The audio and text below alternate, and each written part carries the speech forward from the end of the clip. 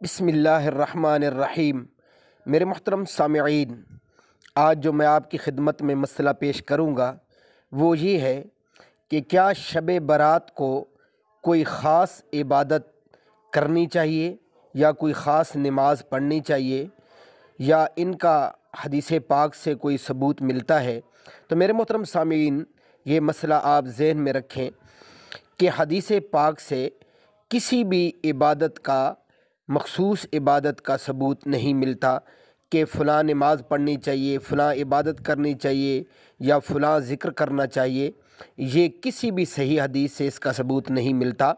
अपनी मर्ज़ी से जो आप इबादत करना चाहें वो कर सकते हैं, जिस तरह दीगर रातों में बंदा इबादत करता है, लेकिन शब बारात को कोई इबादत ख़ास करना या किसी नमाज का ख़ास करना ये जो है किसी हदीस पाक से साबित नहीं है।